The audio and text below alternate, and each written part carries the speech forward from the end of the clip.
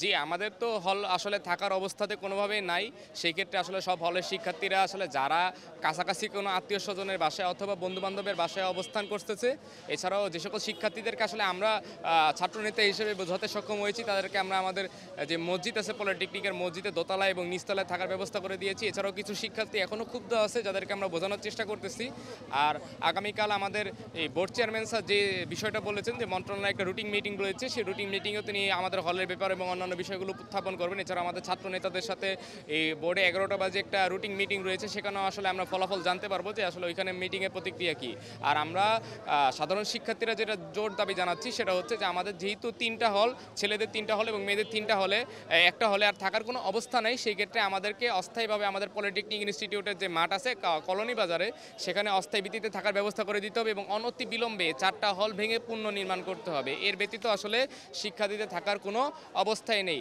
আর আমি মনে করি প্রশাসনকে সচেতন হওয়া দরকার। প্রশাসনের শুধু কাজ এটা না যে একটা দুর্ঘটনা ঘটার পর এসে লাশ গণনা করা অথবা এসে পরিবারদেরকে বান্ডিলের মাধ্যমে সান্ত্বনা প্রদান করা। এখানে সরকারের ভূমিকা আমরা চাই যে সর্বোচ্চ পর্যায় থেকে আসলে যদি সরকার ভূমিকা পালন করে, সেই ক্ষেত্রে আসলে এত বছর যাবৎ যে ক্যাম্পাসে আসলে হলগুলো জীর্ণশীর্ণ অবস্থায় রয়েছে, সেগুলো সংস্কার করা প্রয়োজন এবং সংস্কার হবে। আর যদি সরকার সঠিকভাবে কর্ণপাত না করে এবং এই সমস্যাগুলো দ্রুত সমাধানের চেষ্টা না করে, সেক্ষেত্রে আমরা আসলে কঠোর থেকে কঠোর অবস্থানে শিক্ষার্থীরা যেতে প্রস্তুত আছি এবং অবশ্যই যাব। কালার এক্সপার্ট, জর্জ স্যাপ এবং মাইল্ড অন হ্যান্ডস টেকনোলজি সমৃদ্ধ অরিক্স ক্রিস্টাল ওয়াশ আপনার লন্ড্রি এক্সপার্ট। অ্যাকচুয়ালি আমাদের লতিফ হল হচ্ছে গিয়ে এশিয়ার মধ্যে সবচেয়ে বড় হল। সো আমাদের এই হলে হচ্ছে গিয়ে 2 থেকে 3 হাজার ছাত্র স্টুডেন্ট থাকে আর কি। তো হচ্ছে গিয়ে এই এত রাত্রে 9টার মধ্যে সবাই কোথায় যাবে? তো এটা পসিবল না, আসলে অযৌক্তিক। তো হচ্ছে গিয়ে অনেকের বাড়ি হচ্ছে গিয়ে উত্তরবঙ্গে, অনেকের বাড়ি হচ্ছে গিয়ে দক্ষিণবঙ্গে। তো হচ্ছে গিয়ে এই প্রেজেন্ট এখন যাওয়া তো পসিবল না। তো অনেকে আছে যে আহত, হ্যাঁ অনেকে আছে আহত, অনেকে আছে যে হসপিটালে চলে গেছে। অ্যাকচুয়ালি কালকের যে ঘটনাটা, আলটিমেটলি কালকে যে জি কালকে অনেকে তাড়াহুড়ো করে বাইর হতে পারে নাই। যারা নিচতলায় ছিল তারা তাড়াহুড়ো করে বাইর হইতে পারছে। সো কেচি গেট এক হাতের মতো ছিল খোলা, আর বাকিটা হচ্ছে গিয়ে অফ ছিল। তো অনেকে ইনজুরি হয়েছে, আর অনেকে হচ্ছে গিয়ে আপনার 2 তলা থেকে বাইর হতে পারে না, লাভ দেওয়ার পজিশন ছিল। তো আমরা এখন রাত্রে আমাদের মতে হচ্ছে অযৌক্তিক, এখন আমাদের হল ছাড়া হচ্ছে গিয়ে খুবই মানে আমাদের জন্য ঝুঁকিপূর্ণ। আমরা কোথায় যাব, কোথায় থাকব? তো আমরা চাচ্ছি যে সকাল বা দুপুরে আমরা ইনশাল্লাহ হল ত্যাগ করবো। এখন ওনারা তো আমাদের এখনও তেমন কিছু বলেনি, যে দেখা যাক ওনারা কী করেন। তবে আমরা আশাবাদী যে হয়তো আমাদের সন্তোষজনক কিছু জানাবে। এখন ওই বিষয়ে আমরা পরবর্তীতে ওনারা কী জানায় সেই বিষয়ে আমরা অপেক্ষা করার জন্য রাজি আছি। আপনারা রীতিমতো জানেন যে হচ্ছে আমাদের গতকালকে একটি মানে সবথেকে ভয়ঙ্কর যে ভূমিকম্প 5.7 গতকালকে ছিল। আর এবং আজকেও গতকালকে আমাদের ডিজি স্যার আসছিল, সম্মানিত ডিজি মহোদয় স্যার আসছিল।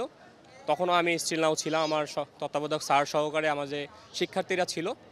তো সেই সময় আমাদের যে হলের পরিস্থিতি ছিল, তখনই কিন্তু আমরা বুঝতে পারছিলাম যে হচ্ছে আমাদের যে বিশেষ করে লতিফ ছাত্রাবাস, তো লতিফ ছাত্রাবাসে আমরা যখন আমাদের ডিজি স্যার সহ, আমাদের ভিপি স্যার সহ, আমাদের অন্যান্য যে তত্ত্বাবধায়ক স্যার সহ এবং আমাদের শিক্ষার্থীরা সহ আমরা যখন পরিদর্শন করেছিলাম, তখনই আমরা ইনশিওর হয়েছিলাম যে আমাদের আসলে হলের যে ছাত্রের যে হচ্ছে আবাসন ব্যবস্থা, এটা খুবই ভয়ঙ্কর পরিস্থিতিতে আছে।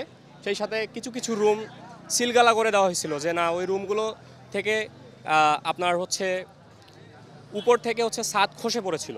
এমতো অবস্থায় ডিজি মহোদয় স্যার দেখেন। এবং সেই সাথে আমার যে হোস্টেল কাজী মোতাহার হোসেন ছাত্রাবাস, ওখানে এবং জহির রায়হান হোস্টেল, আমরা প্রত্যেকটা জায়গায় পরিদর্শন করি, ডিজি স্যার সহ আমাদের শ্রদ্ধেয় স্যাররাও ছিল। এখন বর্তমান যে কন্ডিশন আমি যদি বলি, যে আমাদের বিশেষ করে লতিফ হলের যে পরিস্থিতি, আমি আজ টিচার হিসাবে আসলে আমার বিষয়টা হচ্ছে আমি খুবই মর্মাহত যে আমাদের এনি টাইমস মানে যে কোনো সময় হচ্ছে হলগুলো কি ধসে পড়তে পারে। কারণ দেখেন আপনি এই হলগুলো 1955 সালে 1960 সালে তৈরি হয়েছে।